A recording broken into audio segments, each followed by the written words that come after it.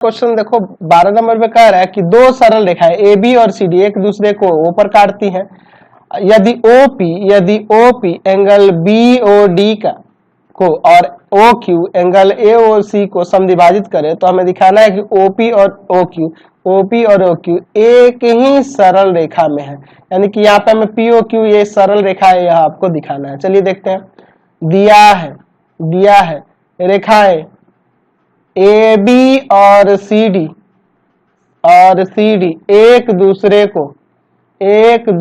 को ओ पर काटती हैं और क्या कह रहा है कि ओपी और ओ क्यू क्रमशः एंगल बीओडी और एंगल एओसी का समद्विभाजक है। ठीक है, तो सिद्ध करना है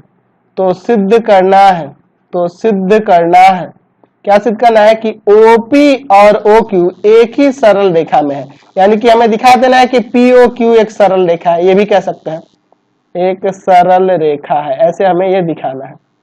चलिए देखिए इसका प्रमाण बहुत ही सिंपल सा है। आपके पास चूंकि कह रहा है कि ओपी और ओ क्यू क्रमशः एंगल बीओडी और एंगल एओसी का समद्विभाजक है। अच्छा, जब यह समद्विभाजक है तो यहां लिख सकते हैं कि एंगल पीओडी हाफ हो जाएगा एंगल बीओडी के। यह पीओडी जो होगा हाफ होगा ना एंगल बीओडी, क्योंकि ये समद्विभाजक है। अच्छा, उसी तरह से एंगल एओक्यू हाफ हो जाएगा एंगल एओसी के, हो जाएगा ना।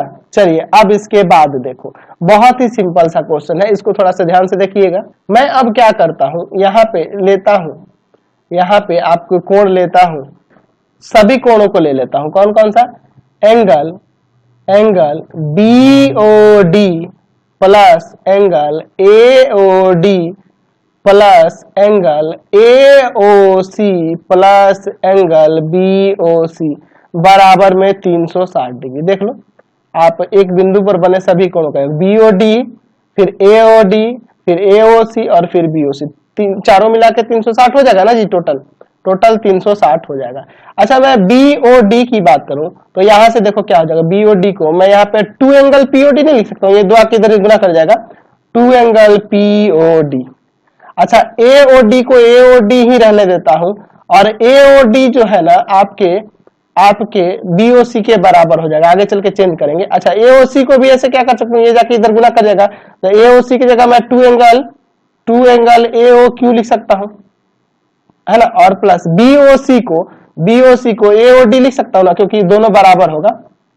चलिए बराबर में 360 यहां लिख देंगे कि चूंकि एंगल एओडी बराबर है बीओसी के, इसलिए मैंने उसको हटा दिया, बराबर था इसलिए इसको हटा के एओडी लिख दिया।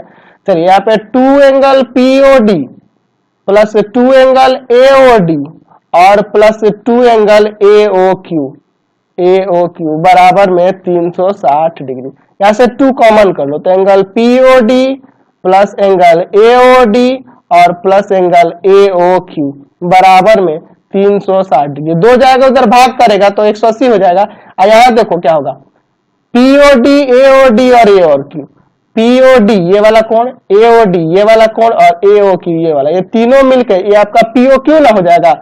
पीओक्यू बराबर में 360, इसको ले जाएंगे भाग में तो एंगल पीओक्यू जो हो गया आपका 180 डिग्री आ गया। जब यह पीओक्यू 180 डिग्री आ गया यानी कि पीओक्यू एक सरल रेखा हो गया ना। अतः पीओक्यू एक सरल रेखा